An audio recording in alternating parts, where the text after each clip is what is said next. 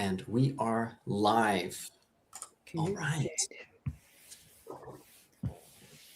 Welcome, welcome. If there's anyone here yet, it's a little early. And I just started the recording. So I started a little bit early. While we're getting ready, I'm going to type where I'm at and what I teach in the chat just to get that going. Sure. So I am in South Africa. Oh, sorry if I do this.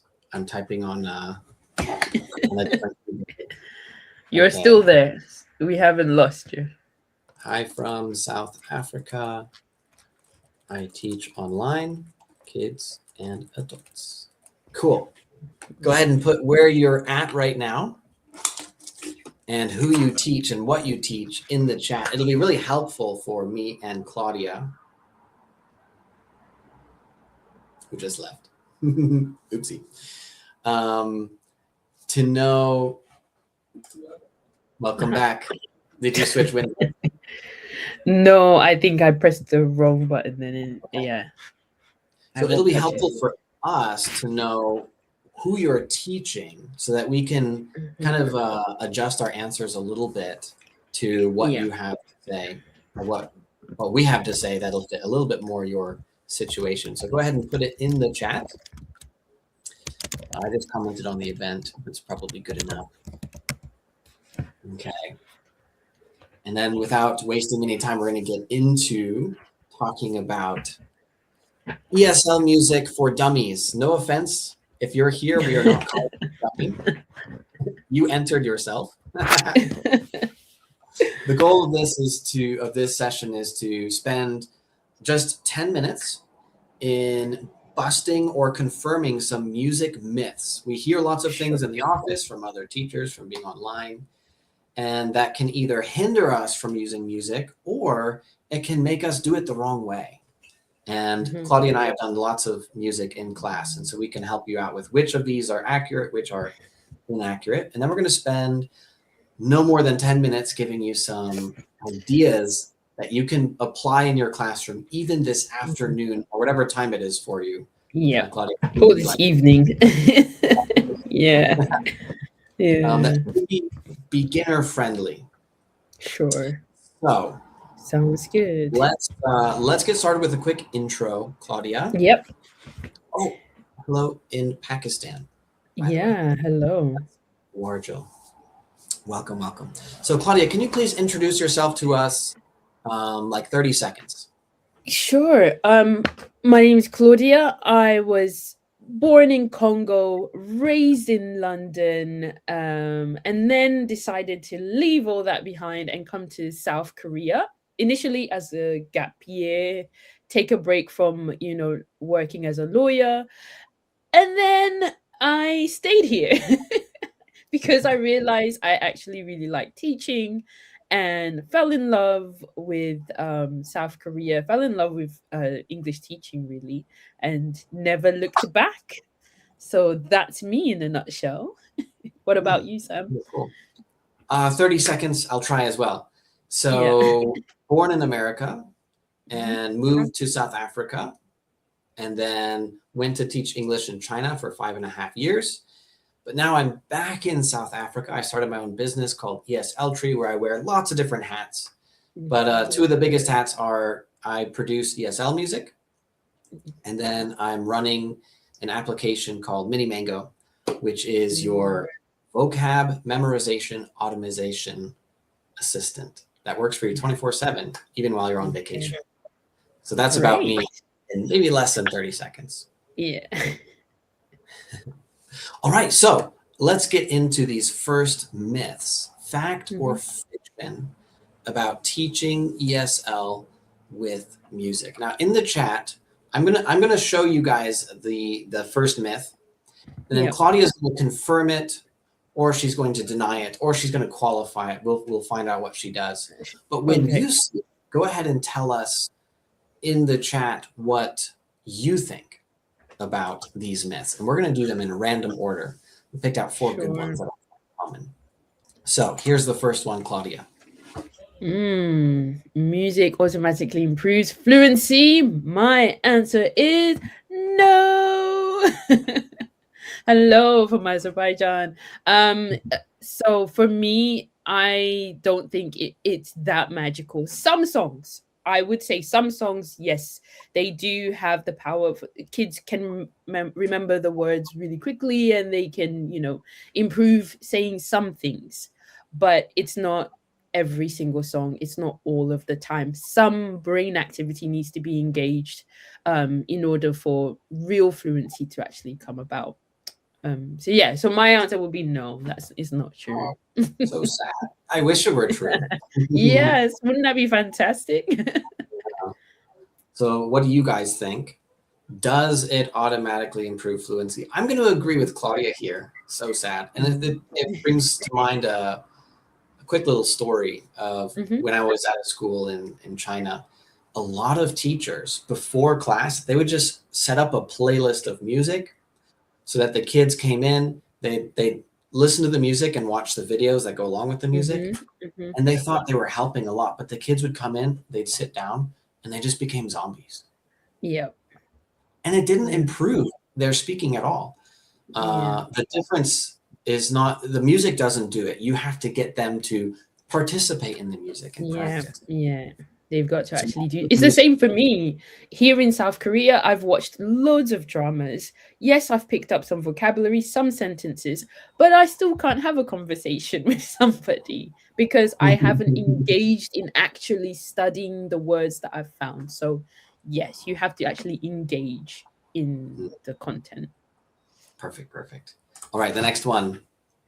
Music is just entertainment, not real teaching. Hey, that's very offensive to me. Music is So you don't not agree? just entertainment. Oh, I absolutely 100% disagree. It's more than that. It is entertaining, which is important in our classrooms. Students should feel happy about learning English. So music does that. It really does help to improve the atmosphere. But beyond that, it makes teaching so many aspects of language much easier, much more enjoyable. So why wouldn't you want that? It's like 2 for 1 or 2 for 100. Yeah. Definitely not just entertainment. I looked this up, and history says that music is recorded to be used in education for at least 5,000 years, back to Athens, Greece. So if the Greek philosophers thought it was helpful for education, come on. Yeah, come on, teachers. All right, let's do the next one. Students learn vocabulary just by listening to songs. Same with the fluency. Just listening doesn't always mean the students are going to remember. And I think when we break down the word learn, we're thinking about students being able to spell, use it in a sentence. It's much more than just recognizing something, but can they use it and use it usefully? And no, again, without engaging, without some activity, some brain action, I don't think so. It would be wonderful, wouldn't it? Just listen and then you get a bunch of words. Would be wonderful. Yeah. I have noticed that songs with videos teach the meaning of vocabulary quite well. Yes. But if you want them to actually, sorry, because of the context, right? They can kind of see the images, make sense. Yeah. But to learn it, to let it go deeper, a TPR, studying the words, drilling the words, using the words in sentences, all that so crucial. I agree. I wish it were true. But funnily enough, they'll learn the bad words. Like there's certain words that they'll pick up very easily just by listening. Yeah. I don't play music with bad words in my class, Claudia. I don't know what you're doing. Neither do I, but they somehow come up with it. Yes. Yeah. All right. So, okay, I've saved I think the best for last. The best for last. And remember, guys, you who are joining us live and chatting, tell us if you agree or not, especially this last one.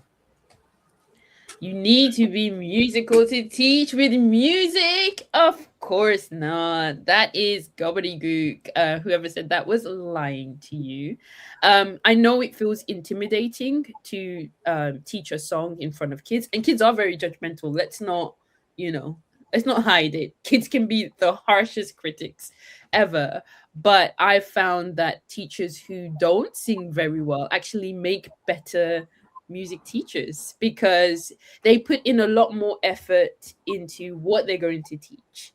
And actually their bad singing is so fun. It's really fun to hear somebody try to reach like a high note and they can't.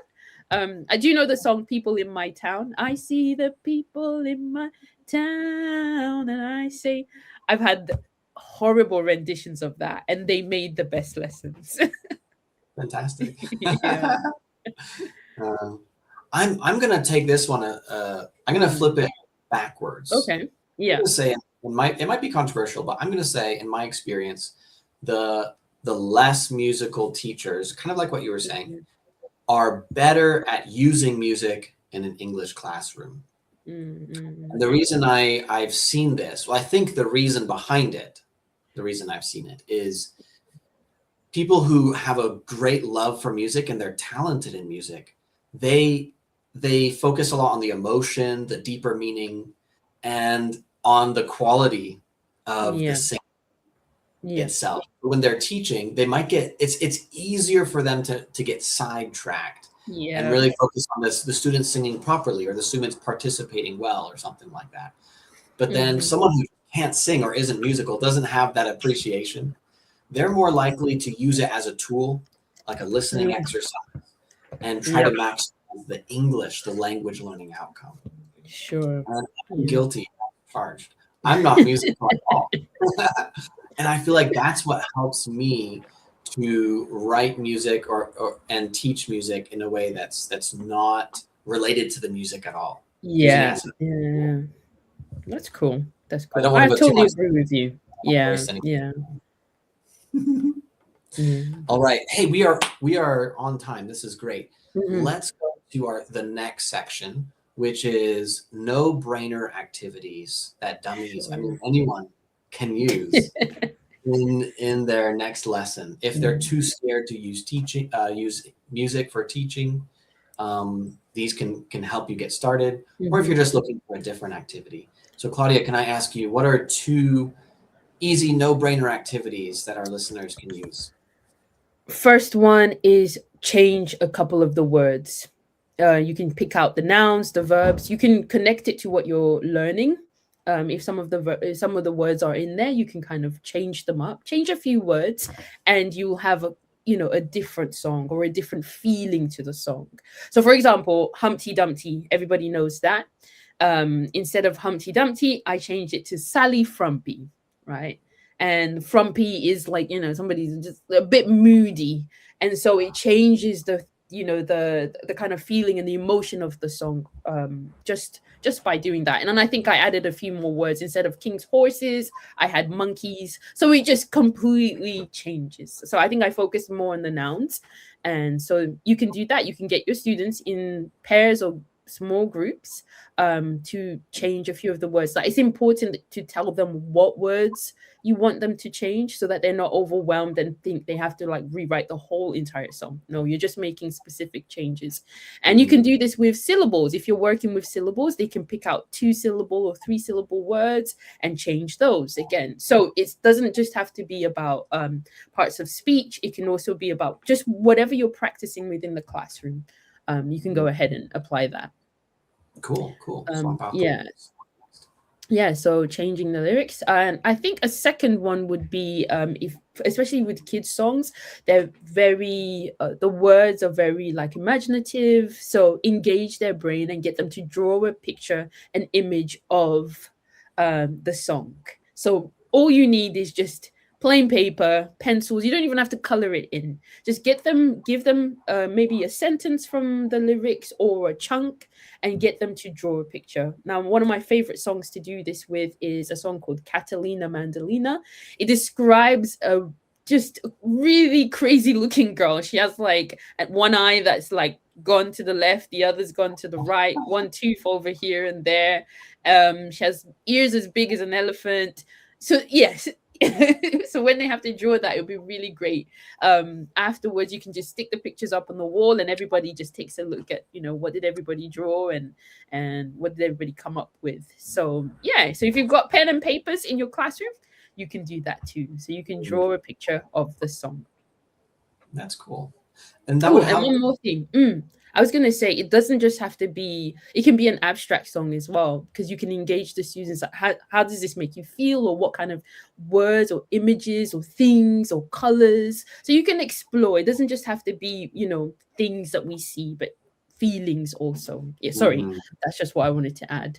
Oh, very, very doable. Yeah. And especially a song that's very literal, it's going to help you see the gaps in their listening ability, because if they completely miss a detail or they draw it wrong, you can usually tell if it's an art skill problem, or if they just miss lack of understanding. Didn't understand that line. Cool. All right, I've also got a few activities, but first I want to say one big hindrance that I had with using music in class is that I thought music was some type of specific category of activity that's all on its own in ESL.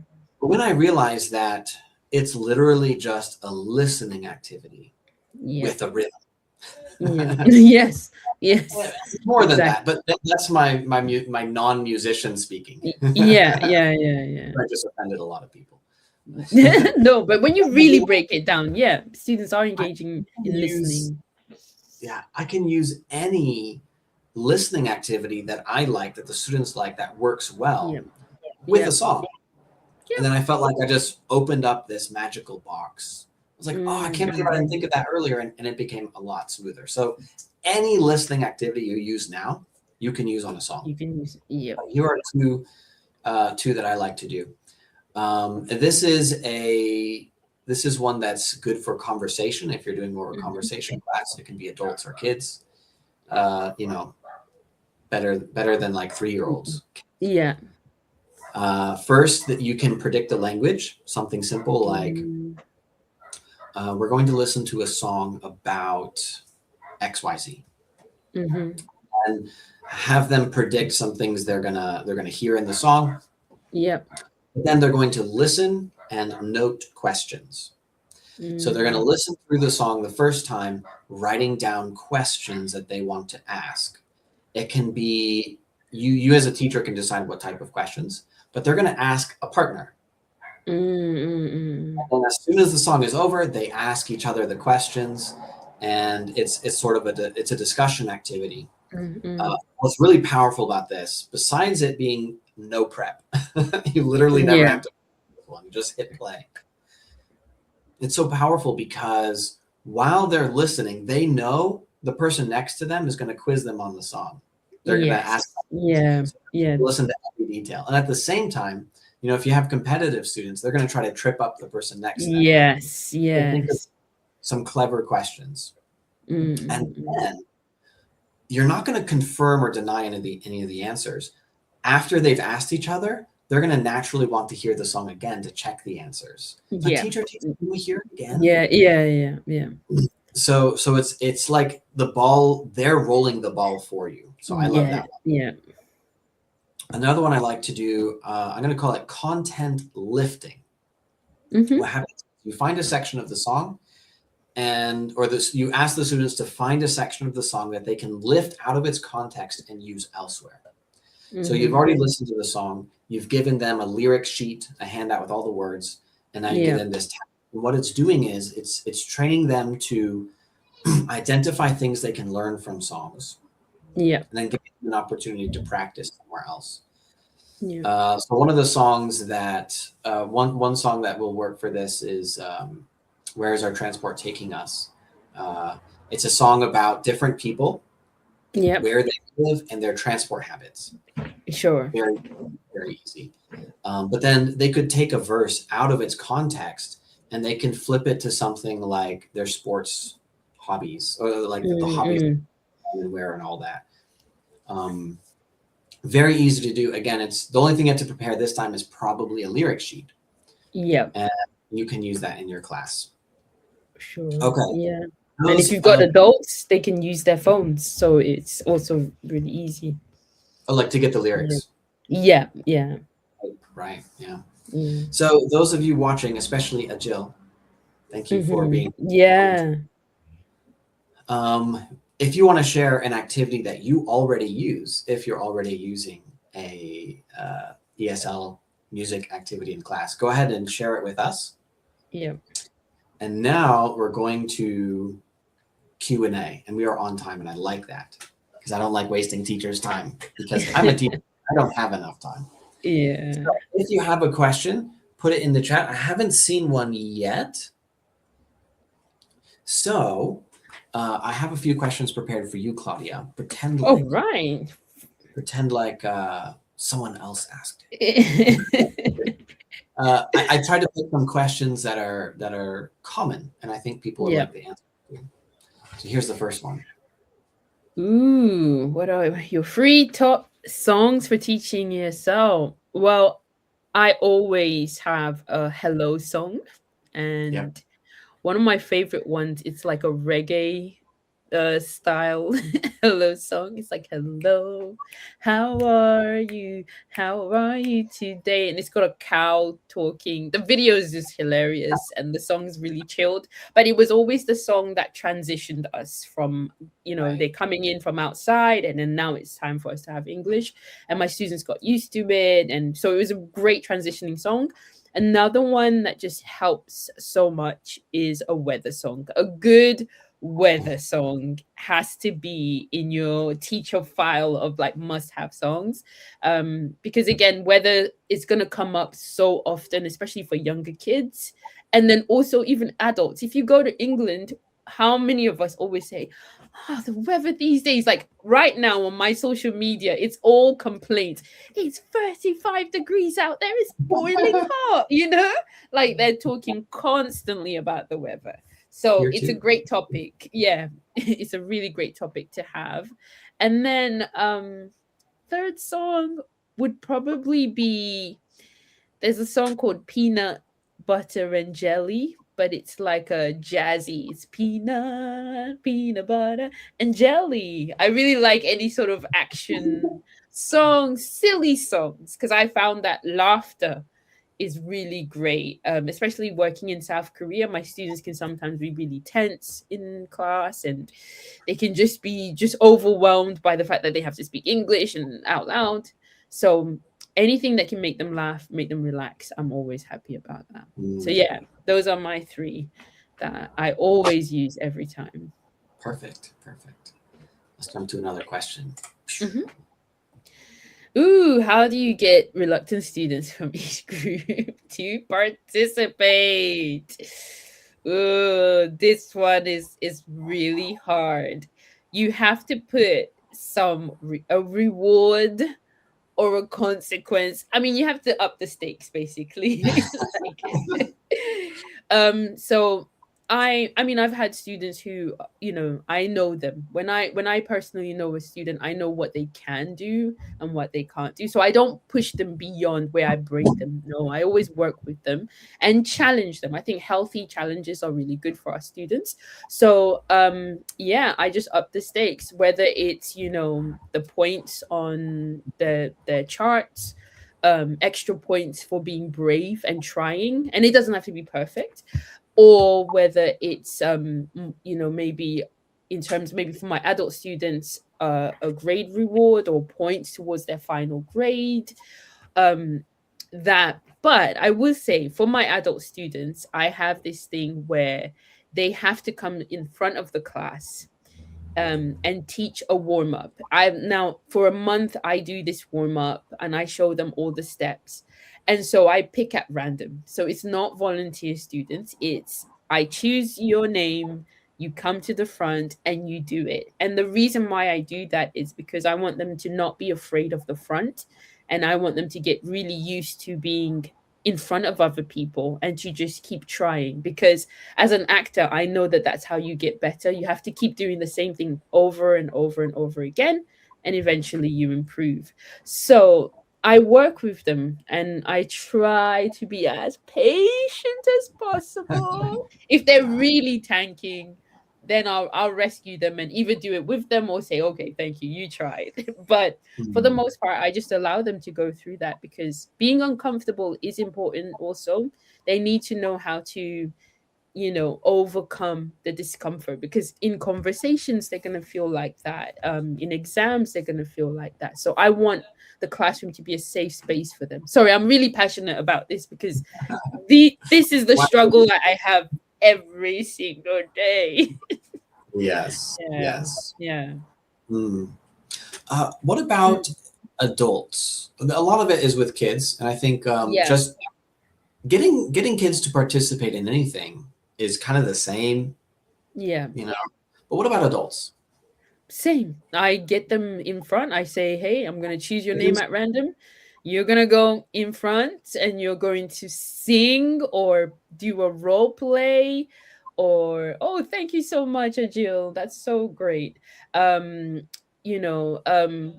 it honestly, I think sometimes we separate kids and adults, but I teach first year university students, and to be honest with you, they're like kids. They have the same struggles. They're embarrassed, they're looking at their friends. What are they going to say? What are they going to do? But I tell them, hey, we're learning a transferable skill.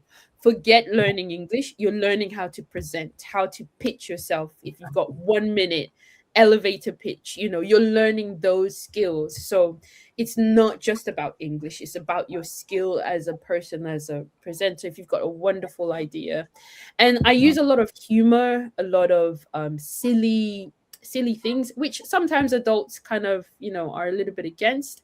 But I think as a teacher I set it up so before I get them to do it, I demonstrate, which is so important. Whatever you want the students to do, you have to be able to do it in front of them and do it 100%. Like, don't just tell them do this, but show it to them. And eventually when you ask them to do it, they're like, well, she's been doing it, so you Yeah, know it helps a little bit. Yeah. super helpful. I would say specifically for adults, I think they need a little bit more time to warm up if this is a new thing for you. Yeah. If you're regularly using music, then they're like, oh, this Yeah. is what Claudia does, right? This is what Sam Yeah. does. Yeah. But if this is something new for you, you might feel that it's a little uncomfortable. Yeah. So what I found is that if you start very small, like giving a song as a homework assignment, hey guys, listen to this song, link, and fill in the gaps. Or answer the questions or something like that. And then you check it in class. Now they've already had the time to process the song, become familiar with it, and they don't feel like, oh, this emotional experience is just sprung on me in front of other adults. They feel comfortable with it already. Yeah. Little baby steps like that I found make a big difference. Yeah. Wow, thank you. Definitely. That's a very helpful answer to the question. And it is time for us to close things off because we all have a lot to do. So let me ask you, if there's anything that someone watching can see more of you or get more of you somehow, what should they do? My YouTube. I don't post as regularly as I should, but either LinkedIn or YouTube, Claudia Tumba, you'll find me there, and that's where I live. Thank you very much for the plug. That's good. Thank you, Ajil. Thank you for participating. I'm posting a link of your YouTube right there. This is the Go Bananas song. I watched it. Yes. I'm guilty. I enjoyed it. Yeah. It looks like you'll have to just copy paste the link. It kind of gets not linkified for some reason. Oh yeah, sure. And I was planning on sharing what about you? Music related, but just yesterday I launched my newsletter, which is called the Lexical Experts, and it's connected loosely to music, like a music can vocabulary.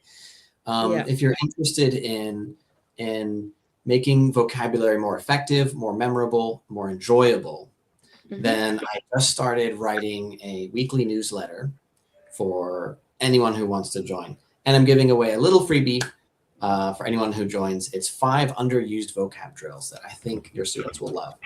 That's so if you sign up, you'll get that little presentation and enjoy that. If you want more. I'll be signing up. For this time, it's been super awesome. And thank you for Jill for being present. And we'd love to hear more from you. If you wanted to continue the conversation with us, you have us on LinkedIn. Send us a message. Ask about anything that we didn't have time to talk about. And that's it from me. Any closing comments or thoughts, Claudia? Thank you for this opportunity, Sam. I hope we get to chat again. Yeah. Thank you so much. Had a great time. Cool. Have a good day, Claudia, and goodbye to everyone watching. Have a great teaching day and always be growing. Bye-bye. Thank you. Bye-bye.